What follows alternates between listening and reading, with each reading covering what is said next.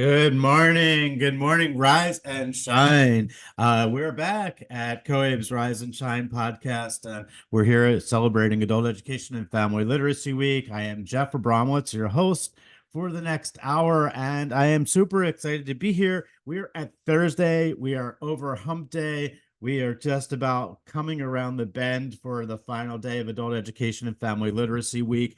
And for those that have not woken up with me each day this week, wake up, get your coffee. You're going to hear some great guests today, and it's all for a good purpose, which is celebrating Adult Education and Family Literacy Week in Washington, D.C. and across the country, really sharing how important adult education is. We have so much going on at COABE. First of all, the past few days have just been remarkable up here on Capitol Hill and across the country. Here in the Capitol, we've been up in Flood the Hill Day, which took place on Tuesday. We were with our SAAEF Fellows and members of COABE on Capitol Hill, really sharing how important adult literacy is across the country, and with our legislators trying to make change from policy end. That being said, so much else has been going on, so many events. Yesterday was crazy here in Washington. I was all over the place and following all the great work that was being done. There are some things that you should know about adult education and family literacy. One is it is for everybody. This is the day or the week that we can really put a light or shine a light on all the great work that's being done around the country by our adult educators and students and their success stories. We are going to today take a little bit of a pivot at 2 o'clock today with COABE. If you have an opportunity, we all are aware in this country that there's an election coming up, and we're going to be doing a session on getting out the vote and how important voting is. So take a few minutes today. It's going to be at 2 o'clock, and register and jump on the webinar this afternoon on getting out the vote.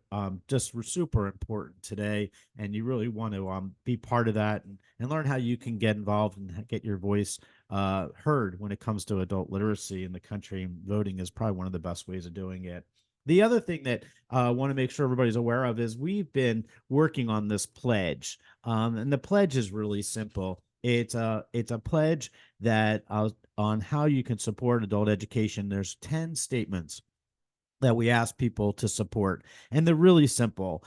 Supporting the right to education, supporting the right to social mobility out of intergenerational poverty, supporting health and well-being, supporting workforce development, economic growth, supporting English language acquisition, supporting digital literacy, supporting correctional and reentry education, supporting safer communities, supporting community empowerment, and supporting intergenerational learning. These are the 10 kind of buckets that we're asking people just to sign the pledge. It's so simple. Yesterday we had Lindsay. Thank you, Lindsay, for throwing in the chat box the pledge, so you can just click on it. We made it really easy, but we like to get as many people as humanly possible to take the pledge. And please share this out with your colleagues and friends. Get it on social media. Easy peasy way of getting involved with adult literacy and celebrating Adult Education Family Literacy Week. So that's where we are. We also have been getting from people across the country these proclamations. So thank you to all the governors, mayors, legislators that are signing these proclamations and forwarding them in. If you go to the COABE website and you check out the Padlet, it has all the proclamations that are being issued across the country, and it is absolutely remarkable to see the support from legislators everywhere. So really excited about that. And then also today, COABE's going to be having a Twitter storm. So if you go onto their website, you can check out the Twitter storm and tweet away. Make sure everybody knows that this is something that we're supporting, and we're gonna have some fun. So with that, we're done. I'm done my announcements, and I hope I got you off onto the right foot this morning. Grab your coffee. We have some amazing guests coming on, and the first guest is a gentleman by the name of Jake Gorges, and Jake is the executive director of Wisconsin Literacy Inc. How are you, Jake? I'm doing well, Jeff. How are you? Good. Good morning. Good morning. Out in Wisconsin, how's the weather out there? It's a great time of the year to be in Wisconsin, not so much in 3 months. Yeah, I know it. That's why. Yeah, well, it's okay. We have somebody, we have actually Lindsay is in a section of this of up the country up in Buffalo, and I'm like, Lindsay, did you get snow yet? Like, not yet, but getting there. It's a great time of the year. We love it, and it is always the time where we think about adult education. So Jake, can you take a few minutes, introduce yourself to the audience, and tell us a little about the great work you guys are doing in Wisconsin? Yeah. Again, my name is Jake Gorges. I'm the executive director of Wisconsin Literacy. Wisconsin Literacy has over 80 members throughout the state of Wisconsin that represent about 85% of the counties throughout the state. Wisconsin Literacy focuses on supporting health, workforce, and community through literacy. We provide capacity building for smaller nonprofits to try to get them up to the tier where they can apply for their own funding sources. Some of that's just learning the 2 CFR 200 uniform guidance stuff, but it also is recruiting tutors and helping them keep them. We provide resources and train for high school level credentialing. That's a big piece of what we do. Our members range from anywhere from zero funding, just volunteer programs, to the corrections, to members that graduate a couple hundred people a year through our high school equivalency diploma programming in the state. We try to partner with larger entities and bring in resources to them. So that means going after state and federal grants that individual organizations may not be able to do. So examples of who we partner with right now is the Department of Children and Family in Wisconsin, the Department of Public Instruction, the Department of Workforce Development, and recently we got a pretty good grant from the Public Service Commission for some digital equity and device distribution. So we're doing work throughout the state. We try to represent the literacy organizations. I'm a member of the Governor's Council for Workforce Innovation, so making sure that literacy is at the forefront in every aspect of government and the committees that decide where resources are sent out. We've talked so much about that during the week, so it sounds like you're doing a lot. Wonder when you sleep. I'm wondering though, we've been talking a lot this week about integration of education into the workforce, and wonder how you view that in Wisconsin. Are you seeing it like we're seeing it around the country, like for people to really succeed, how important it is in to get that educational support as they transition into the career pathways? Yeah, several of our organizations are doing on-site workforce and skills improvements. And that is, some of them are doing high school level attainment. Some people are doing that through ESL or ELL support. One of the stories that's pretty great from our state is we actually have a farm who's working with refugees coming into the country, and they're actually offering classes on a farm. And I thought there's nothing more Wisconsin than that, than cheese and the Packers. Oh yeah, you know it. You know it. I'm from Philadelphia, so we have our Eagles there, so we're not going to go Packers today too much, okay? We could, but we're not going to. I want to talk a little bit about the work you're doing on the ground. And I really am curious because everywhere in the country it's a little bit different. Every state has its own nuances and its own challenges. But what are some of the challenges that face adult learners in Wisconsin in particular? I want to say positive and stuff, but when you say the challenges, we have to identify them and say them out loud, right? For sure. A lot of places in Wisconsin are really hardworking, blue collar, going out there and putting, grind to the grindstone. A lot of times people perceive adult learners as somebody that missed their opportunity and not having compassion, that they're the people next door. They're the people with low literacy, that they're friends with their family members. So oftentimes misunderstanding that the people that have these skills that they want to improve on have already missed their opportunity. So changing the context of the conversation around that, saying that everyone benefits when everybody has more, is a real large part of my job. Having people understand that their neighbors are the people that need the assistance too, their friends, their family members. Everyone can benefit from greater levels of literacy. That's so important. And at any age, I don't think there's an age. There's an age requirement in adult education. I mean, I've worked with students that are in their 80s, and some even that have been in their 90s that just wanted to get back and get their high school equivalency. There are some really challenging stories though, and I think one of the things that you just hit a really big chord with me, which is this the idea of compassion for adult learners. And I remember I was in a restaurant with with some people that in an area that I had worked in, and we were a bunch of students just going out to lunch, and we are just talking about adult education and how they were doing. And someone, one of them told a story about how their mom and dad would go to restaurants, and they really would only visit restaurants where there were pictures on the menu. And that was because they often, they couldn't read the menu, and they relied upon those things to order, or knowing we're watching and seeing what was being served, so they could say, oh, I can get this. But I do think that we don't have enough compassion for our adult learners that really want to better themselves, and also that support. I think it's okay for us to call it out, and to give them a pat on the back, and a pat on the shoulder, or how can I help you, what is it that may make it a little bit easier for you, right?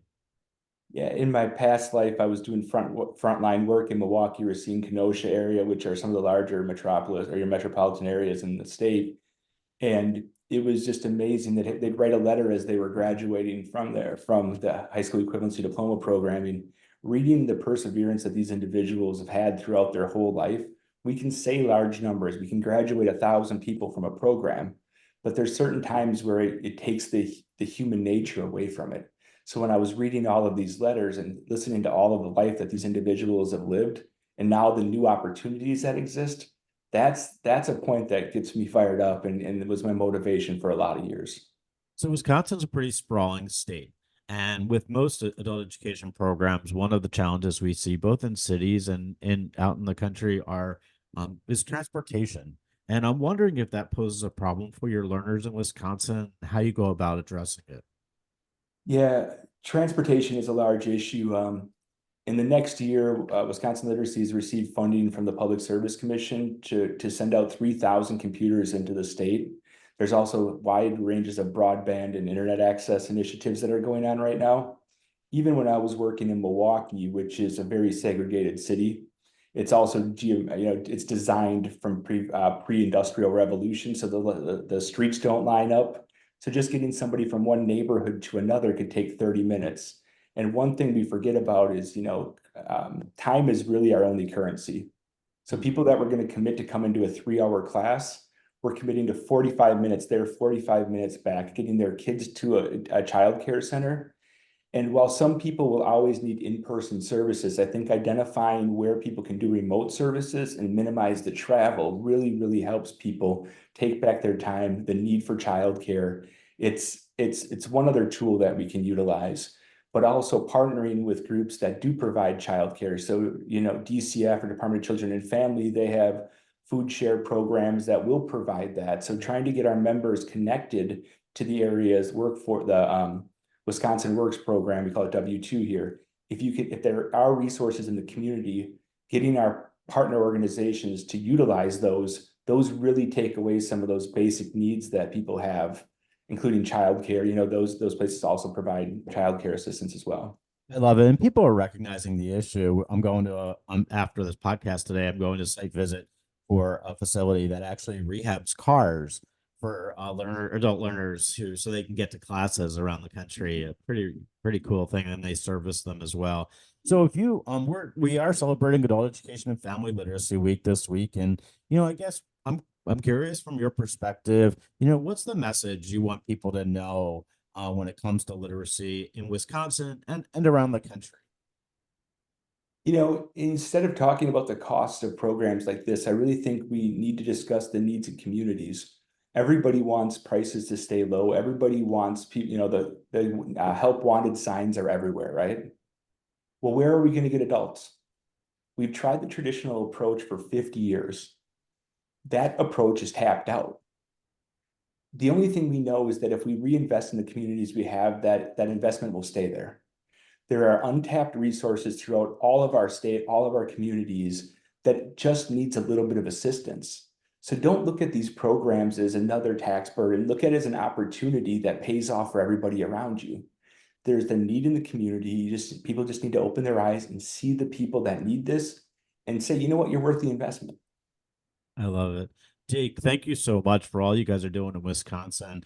And it not only takes a village, it takes a country, right? It takes everybody to kind of jump in. And understand that when we talk adult education, we're talking digital literacy, financial literacy, ELL, ESL. We're talking all these different things that are going to help people succeed in life, and that really is changing generational poverty across the country, and it's a good first step. So thank you for all you do in Wisconsin. We're really excited. We'll be following you along the way, and again, thanks for joining us today. We're gonna move on and Jake, set the stage really for us nationally for what's going on around the country.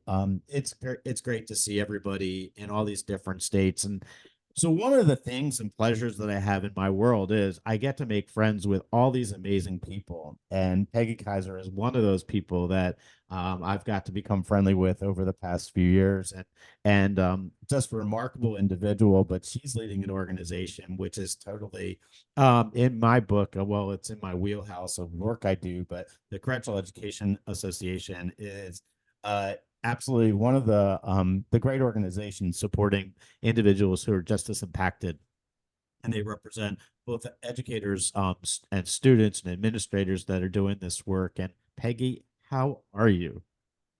I'm great. I'm great. And just so the listeners know, I am also from Wisconsin. So it was interesting hearing your last speaker who is also from my state.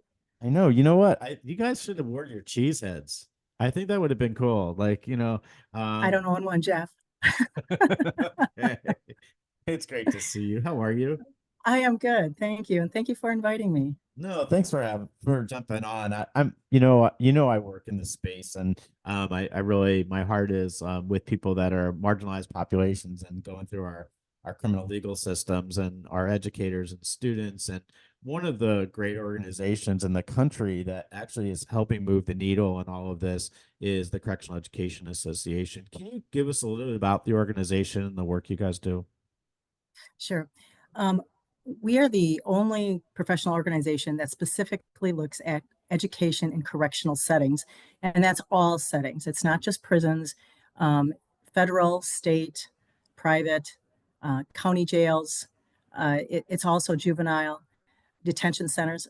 And our members are not just teachers. Our members are anyone who supports education in a correctional setting. So Jeff is a member of our organization.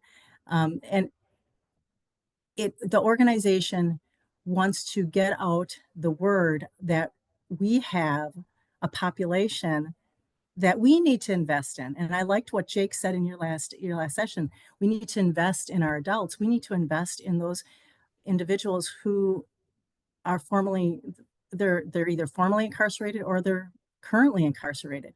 There's a lot of individuals who want to learn. They want to have these skills. They want to come back into our communities and be productive. And we need to provide education for them.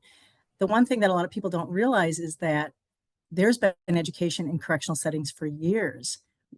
People just haven't been made aware of it. So part of our organization wants to educate communities and let them know that there is education available within our institutions, that there are people in our institutions that can come back into our communities and be productive, and they can be our neighbors and they can be our coworkers. And so our organization is working to get that message out. I love it. We also, Yeah. Go ahead, Jeff. No. I love it. I didn't want to cut you off. There's so many things that you guys do well, and we could talk about your conferences, which are amazing because they really do share best practices or better practices in correctional education with people that really need to have those resources, those tools in their toolbox. And every time I go to one of the CEA conferences, I'm constantly learning. Every session's bringing something to the table that I can put in my toolbox that I can use for students that are coming through the system that are working on, or programs that we're working on. And that's so important. I do think that, we have 1.2 million people incarcerated in our country, and 600,000 people return every year from our prisons and jails into communities. And a lot of times, those individuals really are your low literacy learners that need support, that need to know basic math and reading as they navigate it. And having an organization out there that actually helps support teachers with credentialing and making sure that they're meeting a certain standard across the system is super, super important, but then also giving them the new things that are happening, the innovations in the field. And CEA is just remarkable for doing that. The other thing I want to thank you for publicly is your partnership with COABE. COABE, and for those that don't know, if you're a member of CEA, you're also a member of COABE, and that's pretty remarkable as an organization because it gives it makes education not just about corrections; it's just education. Education inside our prisons and jails is no different than it is for adult learners in our communities. Right. So, And we are a national organization. So when Jeff said he comes to the conferences and he learns a lot, it's because it's not just people within the state that's hosting the conference. It's across the nation, internationally. At our last conference, we had members from Barbados that were there. We've had at our forum that we had in Texas earlier this year, we had members from Kenya there. So international people are also attending our conference where we can find out information, what they're doing in other countries as well. I taught in a maximum security prison and a medium security prison, and people used to always say, "Ooh, aren't you afraid? What's it like?" It actually is extremely rewarding. And for those of you out there that are contemplating whether to teach in a correctional setting, you might want to think about it. It's one of those things where you don't realize how rewarding teaching is until someone comes up to you and thanks you for what they've done. My husband also taught in corrections, and one time we were at a county fair waiting in line, and someone came up and said, Mr. Kaiser, how are you?" And he said to his wife, "This was my teacher. He taught me." It was just very moving for someone to come out and thank you for what you love to do, and gave them an opportunity. So our organization, when it supports all of these individuals that are teaching and working in a correctional setting. But the other thing that I find the most value in our organization is the networking. You come to one of our events, you're sitting right next to somebody who also teaches in an environment very, very similar to yours. And when you start throwing out all that language that we use in our correctional settings, we know what we're talking about. And you feel like this person really understands the challenges I'm having in a correctional setting, because we do have those challenges.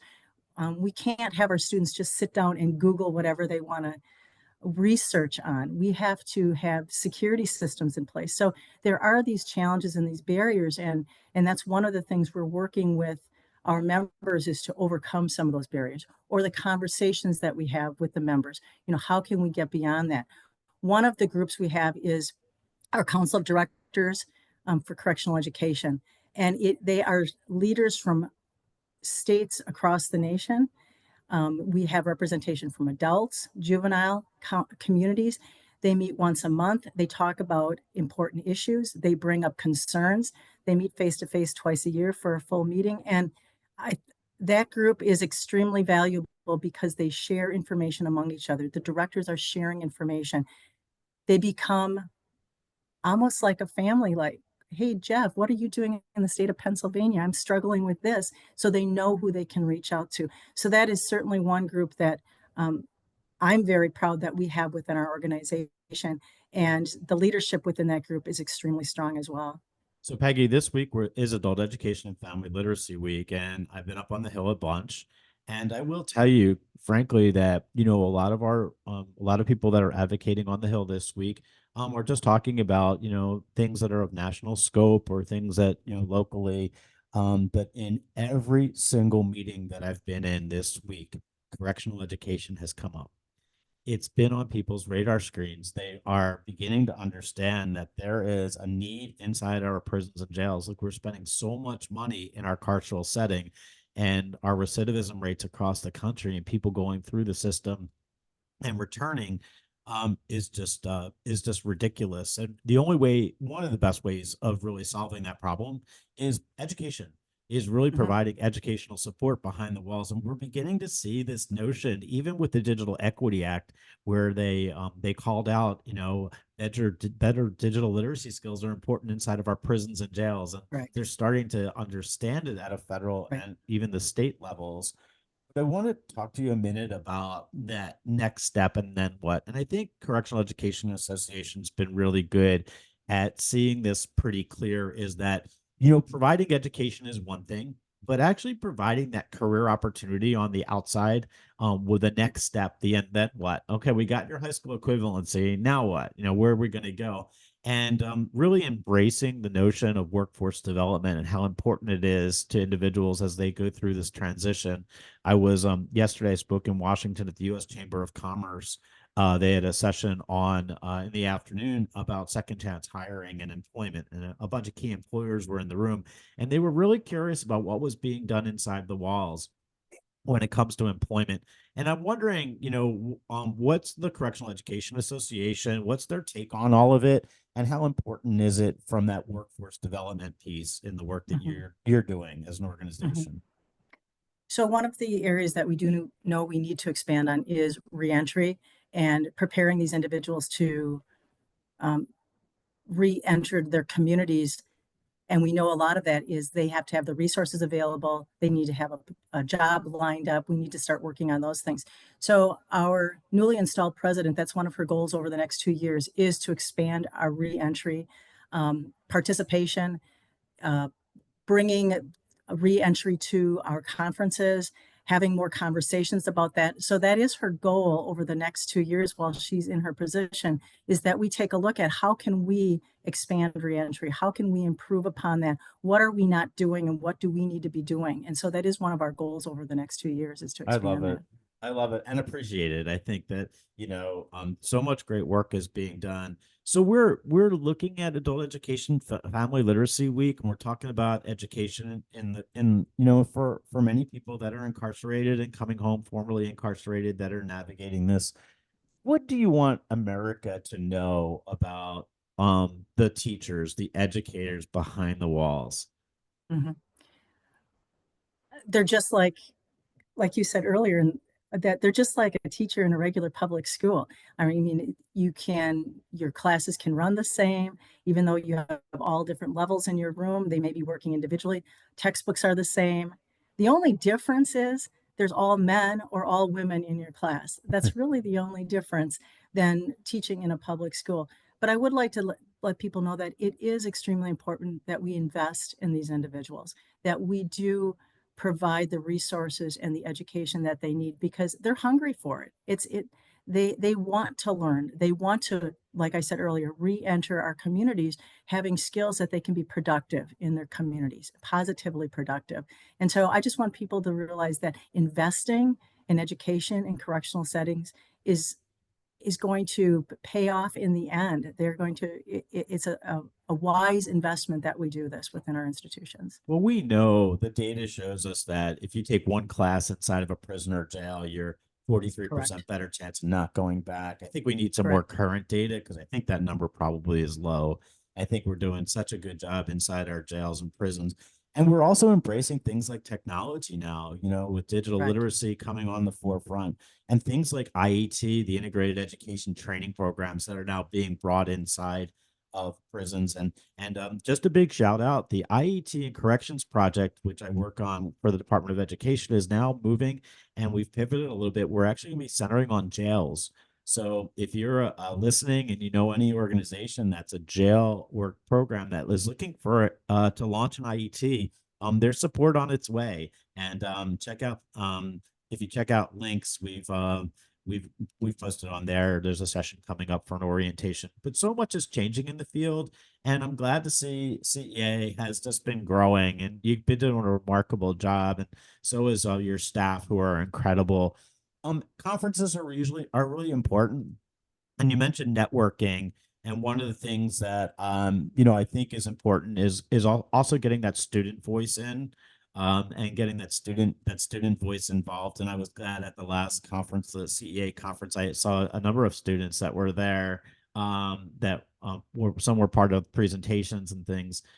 So much is changing. What is it that I'm going to give you my magic wand for a minute, because I really think that in correctional education, there's so much we can do. But if you had your magic wand and you could change anything today, what would it look like? Well, one, having infrastructure in all of our prisons so that all of our programs could benefit from the technology that's being made available right now. And what a lot of people don't realize is a lot of our prisons are in very rural areas. And I was just in Iowa a few months ago in 2 prisons there, and they're in such rural areas that internet is extremely difficult. They may have it in one building, and that's their administration building. So if I had a magic wand, it would be to put infrastructure in all of our prisons, give all of our those that are incarcerated an opportunity to take advantage of the technology that's made available to them so that they have the same opportunities as everybody in our communities. I love it. I love it. So Peggy, you can drop the mic now. Okay. It's a great one. You've been a great friend, and I want to thank you for not only your friendship, but the amazing work you guys are doing at CEA. Thank you. And if people wanted to get involved with CEA, how could they go about doing it? You can go to our national website, caanational.org, and join our organization, or you can reach out to myself or my executive assistant, Kiara Graham, and we can answer any questions for you. I love it. Check it out. You're getting some shout outs in the chat box too from people down in Florida DOC. So they love you down there. We're gonna I just want to make one quick pitch. Sure. Our national conference is in Pittsburgh in August. Yay. So please go to our website and check that out. I definitely will be there. You're coming to my state. I know. We're gonna deliver for you guys. So Peggy, it's great to see you. You too, Jeff. For, thank you. Your partnership with COABE, and looking forward to working with you with CEA. And yeah, there we go. We're rising and shining today, and CEA is just the perfect place to get us going. So thanks, Peggy. Thank you, Jeff. I will talk to you soon. We have our next guest is, we talk about I talk about friends that are on our podcast, and this is I think this is the 3rd or 4th year we've been doing Rise and Shine, and she was actually one of our first guests, I think, when we started. But Deborah Kennedy is the National Coalition for Literacy, NCL, and Deb, thank you for being on. You were one of my first guests, and you got us rocking and rolling because of your passion and the great work that NCL does. But can you introduce yourself, tell the organization a little bit about the National Coalition for Literacy? I sure can, Jeff, and thank you. I have always enjoyed being your guinea pig. It's been a real pleasure throughout the years. And I really appreciate the Rise and Shine podcast. As Jeff said, I am Deborah Kennedy. I'm the executive director of the National Coalition for Literacy. NCL, National Coalition for Literacy.org, if you're interested, is the umbrella advocacy organization for adult education in the United States. Our work really focuses on advocacy at the federal level for adult education of adults at all levels, from those who are emergent literacy all the way up through those applying for post-secondary education or career development programs. And so that's what we do. We're an organization of organizations. COABE is a member, Pro-Literacy is a member, TESOL International is a member, and a number of the other big organizations that you might be a member of yourself. For sure. So Deb, it's interesting because I think when we talk about education, the way I think of it is, every good team has to have a quarterback, and NCL is kind of the quarterback. Like they actually help put all the pieces together for all those great organizations like COABE that look to you guys for guidance and support. We are talking about advocacy this week, and I was wondering, you've been doing this for a bit, and you're really super well respected in the field, but when it comes to advocacy, what's the secret sauce? Like, what is it that people should know about being a strong advocate for adult education? Well, I think there are 2 components or 2 ingredients for the secret sauce.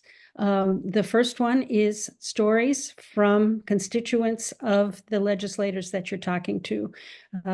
Those folks in Capitol Hill are focused on serving their constituents, the people who vote for them.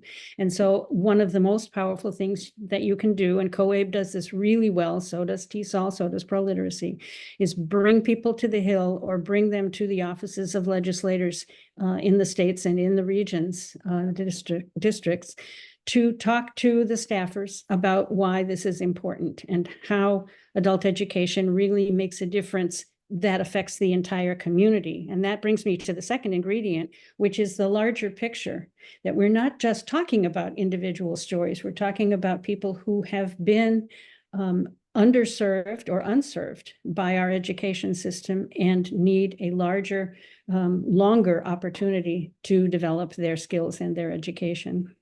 So I want to talk about the first point first, because I think that, I was up on Capitol Hill this week, and I had the privilege of being with my group from Pennsylvania, but we had a student with us, and we also had an employer with us at the table, and we had a Title II partner, adult literacy partner.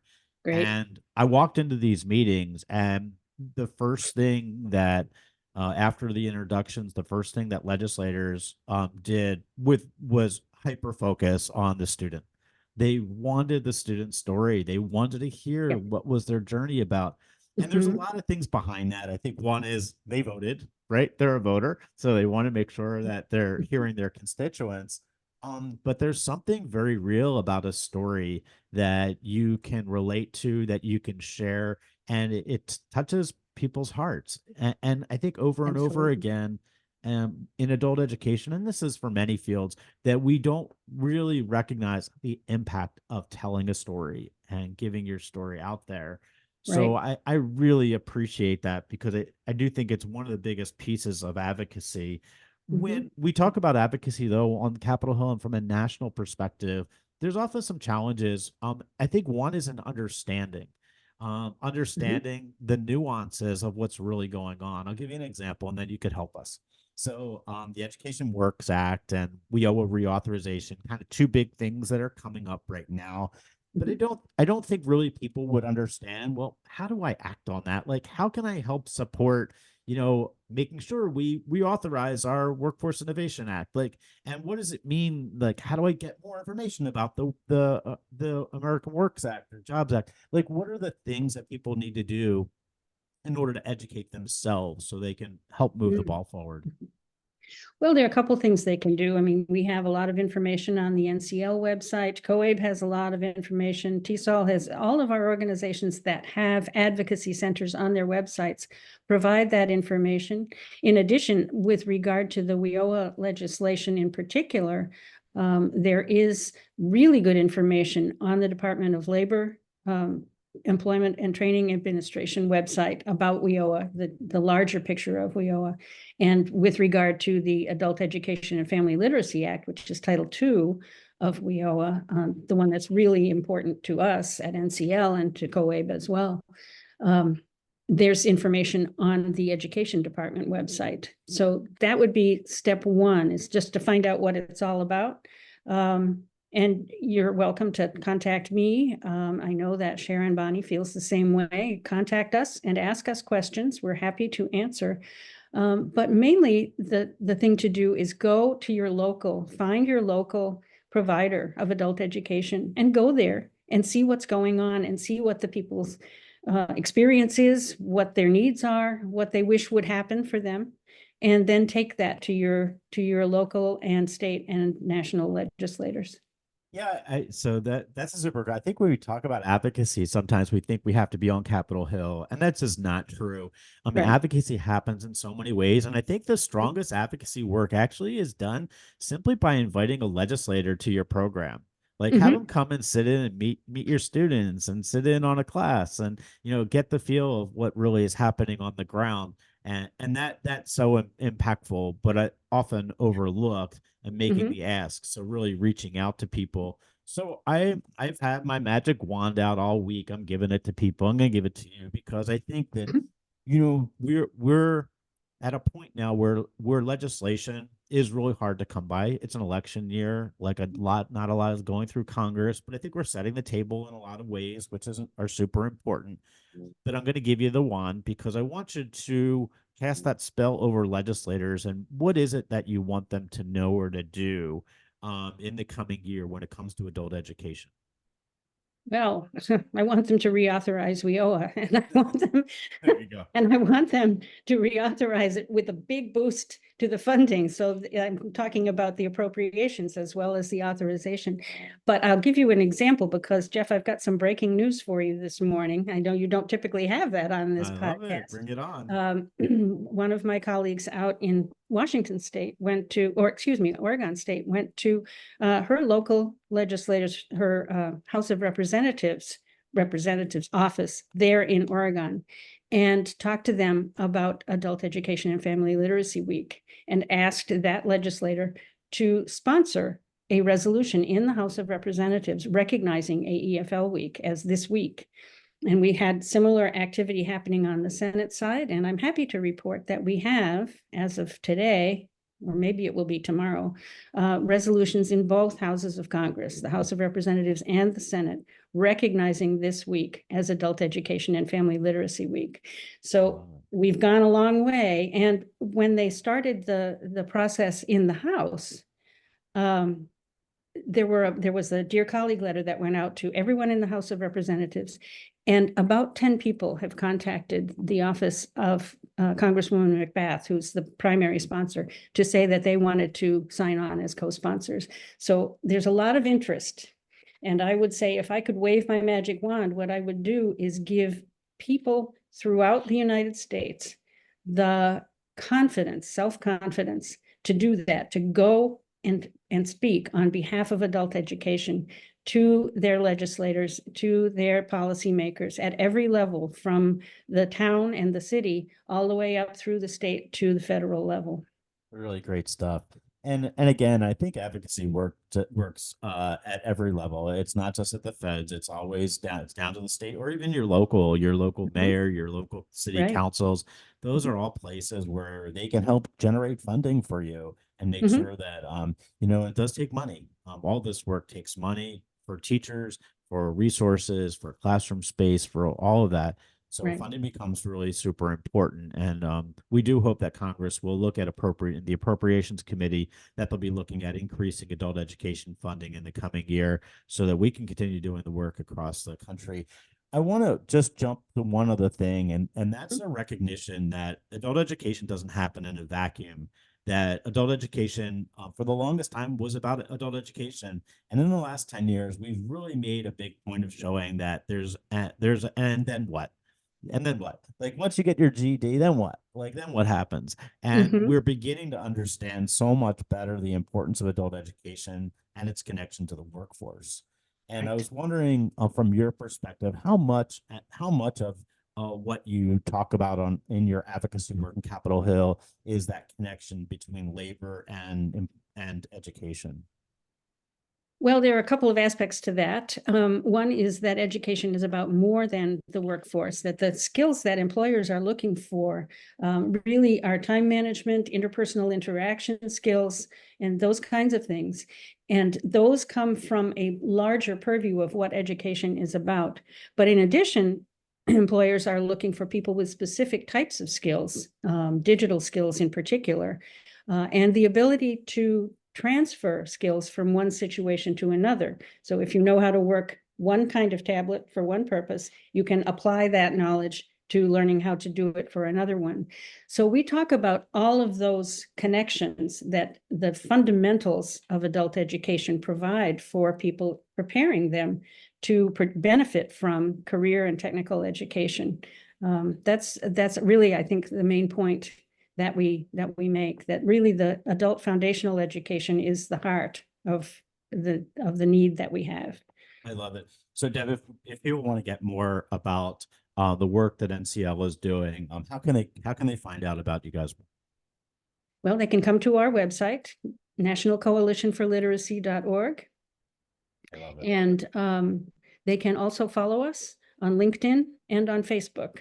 Our LinkedIn presence is fairly new, but it's been fairly effective for the last couple of months while it's been up and running. So I'm pleased about that. So please do find us on LinkedIn and Facebook, National Coalition for Literacy. So just on a personal note, you guys have been tremendous partners with COABE. We appreciate you. We appreciate you getting up and being on our Rise and Shine podcast, but we appreciate the work you do in the partnership. As many people may not know behind the scenes, but there's a constant influx of emails and conversations that go back and forth among all the partners that you're quarterbacking. And we appreciate NCL and all the great work that they're doing nationally. And thank you so much for being on and celebrating Adult Education Family Literacy Week with us. Thank you, Jeff. And I'm happy to say that I will not be probably on your podcast next year because I'm at the end of my term as NCL Executive Director as of the 30th of September. So you'll have a new person. So we may have a new person, but I'm getting you back on this podcast, Jeff. We're getting you back on. Well, I like that. I love that magic wand, Jeff. I'm happy to come back and wave the magic wand anytime. We definitely are going to get you back on, but congratulations on a great term. And you've done some amazing things for NCL and really getting them on the map and just great work around the country. Gosh, I remember, I've only been in the field and in the industry for about 9 years. And I just remember the struggles we had as a Title II director with zero funding or negative funding every year going down. And all of a sudden that train has just changed direction. And in large part, it's because of people like yourself that were up there advocating. So thank you so much. You're welcome. It's a pleasure to talk with you, Jeff. Awesome.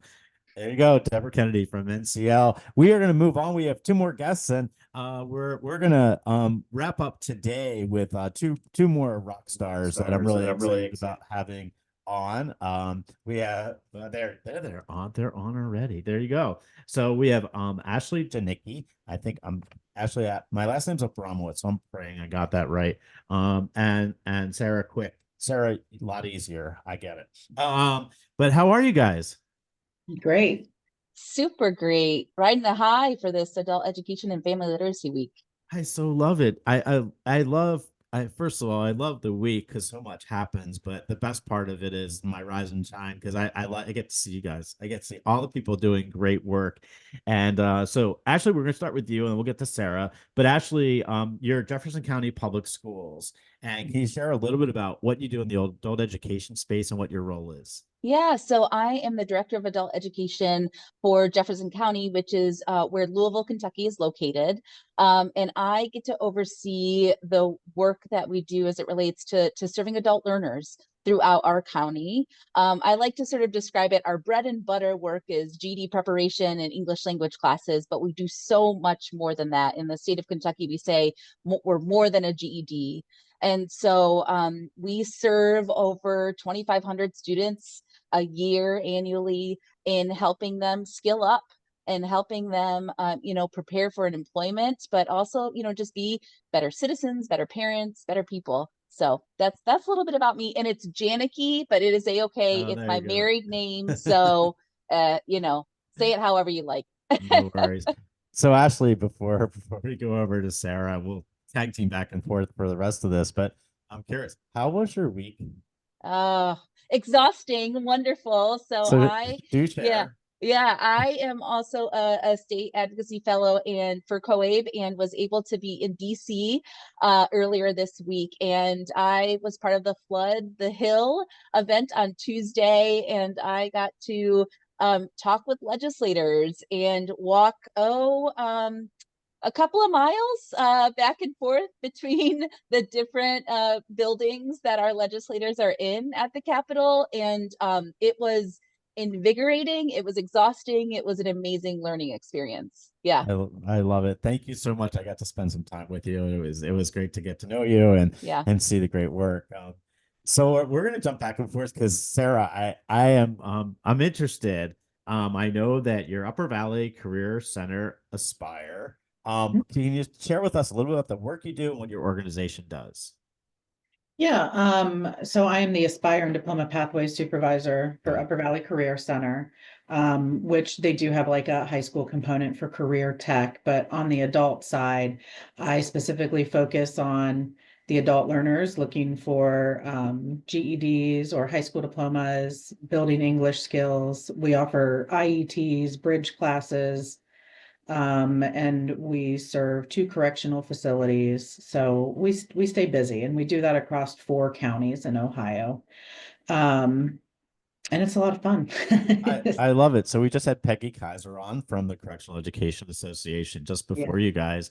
And, one of the populations that we don't talk enough about nationally is our the individuals that are incarcerated in our country and how we can better serve them and serve people coming home.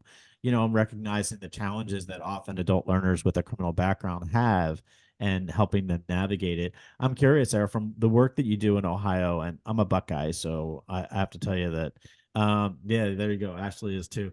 But from your perspective, like what are the challenges that your students face? Like what are the most common ones that you're seeing in the field? For my specific locations, we're considered we're rural. And obviously, it's the big ones everyone will say, transportation. We don't have like any public transit like a major city. So that really can hinder things, and then I would say the next biggest one to try to combat that is say, well, let's get you set up to do work from home, is people being able to afford internet, have the reliable technology. So you try to solve one problem, but it just leads to a second problem in a sec. So we get creative. We figure out how people can do things on phones with hotspots, and find all the libraries and all the things that we can do to try to get around all those barriers and all those problems that we see keeping them from being successful. Yeah, it's so important to really ask our students like what the challenges are and really dig into some of those challenges. Like for you, Sarah, just we realized during COVID that if we gave out 1 million tablets or 1 million computers, that's one thing.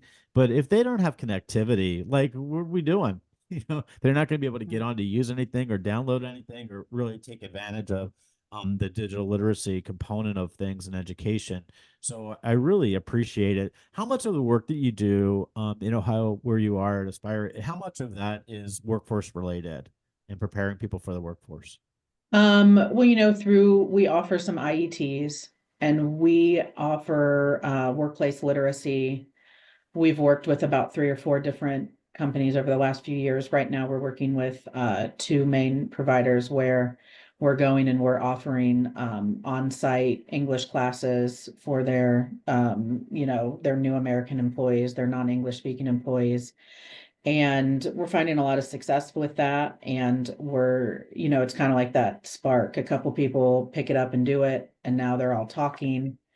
And now there's, only a handful of us, and quadruple that number trying to get us to bring our services to their site. So it's a good problem to have. Yeah, it is a good problem to have. And I think something that's not given enough attention nationally is like how we help people get over some of those hurdles and some of those challenges and really getting hyper focused on some of that. We are celebrating Adult Education and Family Literacy Week. Ashley, I know you were up on the Hill and did some advocacy work. But what's that message that we want America to know? Like we have so many people out there that'll listen to this podcast, they'll listen to repeats of it. There'll be some legislators listening to it. What's the bottom line message we want people to understand about adult literacy? Yeah, I mean that we are serving just a wide array of folks, and so many are in need of our services. It's not just those that need to earn a GED or high school diploma, or those just learning English, right? We're supporting employers and their employees. We're making sure folks are successful when they move into communities and employment and jobs, and we don't have enough funds to do it. So I think to Sarah's point, we have people reaching out to us weekly to launch classes at their site, whether that's a community organization, a school, or an employer. And we would love to be able to meet the demand, and we're partnering with so many folks to try and do that. But the funding just is not enough to meet that demand. And so, if there are opportunities to increase the amount of funding we're able to receive, I think it's been pretty steady for the last couple of years in terms of federal dollars, 715 million. But if we could get to that 810 million, so I think that's one of the big things, is that there is a high demand and we're ready to meet it, but we can't quite yet. Yeah, so that's a great point. This all takes funding, and I think we haven't gotten what I think many other countries have gotten, where teachers are paid just like doctors and lawyers and others, Mhm. that they're paid what their value is to society, and Yeah. I think funding plays a big role in a lot of what we do, in making sure that classrooms can open, we can staff them, we have resources and tools for everyone else. But in particular, when it comes to the differentiation between K-12 and adult Mhm. learners, we spend a lot of money on K-12, rightfully so. Our young people in our country deserve and need that support. But we don't do enough in helping out our adult learners, where really I think that's generational. If you Yeah. can get a mom or dad through high school and high school equivalency, the chances of their child being impacted and really going through and getting their high school diploma, going on to college, post-secondary, are so much greater. Yes. That generational pool is so important. Sarah, we have a minute or two left, but if you had something that you wanted to relay to the folks in Ohio who are doing this work, your staff, other educators in the field, what tidbit would you give them about adult education as we celebrate Adult Education and Family Literacy Week? For all, the staff that works with me and just all the other providers in Ohio, we're really lucky. They get tired of hearing from me already statewide, we're a very well-connected state through all of our, from the top down. And I would just tell everyone to keep doing what they're doing. Remember to, participate with COABE and all of the activities that COABE is doing. And, advocacy doesn't have to be talking to elected officials. It can be as simple as reminding everyone to do the 3 clicks to send the emails. And you can do a lot of advocacy from your computer behind the scenes without feeling like you have to get out there and be in front of people. And that's my safest place for advocacy, is the behind the scenes part. And I would just encourage all my other counterparts in Ohio and nationwide to be doing the same. Sarah, thank you for all that you do. We really appreciate you and the work you've done in helping support move adult literacy across the country, and especially in Ohio. It's just remarkable, and you guys are leading the charge across the country. So we appreciate and we recognize you, and share those stories. Get those stories out of your learners and your staff that are doing great work. That's what it's all about. Ashley, as you too, thank you so much for all of your support. Not only coming to DC, but advocating for up on the Hill, and for all your colleagues in Kentucky. I know that I'm hoping to get out there for my bourbon tour at some point Yep. this year, and I know we'll be doing some work. I'll be doing some work out in Kentucky later on in the year, so looking forward to that. You guys are really what adult education's about. It's really understanding that behind the car there's a driver, there's somebody driving the car somewhere and helping people along the way, and you guys are doing a remarkable job. We cannot thank you enough. Just one last thing, if you had one thing you want to say to a learner out there that's trying to get their high school equivalency, or trying to get their complete an IET program, give them one piece of advice. I mean, it's pretty simple, but you got this, and we're here to support you. I think support is key to anyone's success. It takes a village, right? Whether you're a child or an adult, and adult education programs are ready to be that village. So you got this, and we're here to support you. I love it. You got this. That's going to be on my t-shirt. Yeah. You got this. Sarah, what do you got?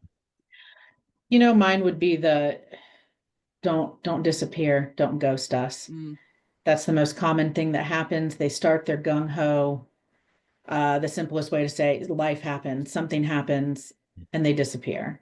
What we always say is, you've got a problem, I've got a solution. I will remove every barrier in any way that I can. So your work schedule changes, call me anyway, talk to me about that. We'll find a class, we'll find a way. Don't ghost us. I'm gonna start saying so that's gonna be on the back. Yep. That's gonna be "Don't Ghost Us." It'll be on the back of the t-shirt. Thank you both so much for being with us. Rise and Shine today, brought to you by COABE, the Coalition on Adult Basic Education. We are doing some amazing work in the field, but we just have the support of some great people like Ashley and Sarah are doing great work in their states and across the country. Thank everybody. Thank all my guests today for being on there. And I'm looking forward to tomorrow. We have two tomorrow, one at 9, and then at 2 o'clock, our Fab Friday with all of our fellows are going to be on. So I hope you'll tune in for both of those. And Jeff Abramowitz, again, have a great day, everybody. And it's take care, Beth. Bethel, it's all yours.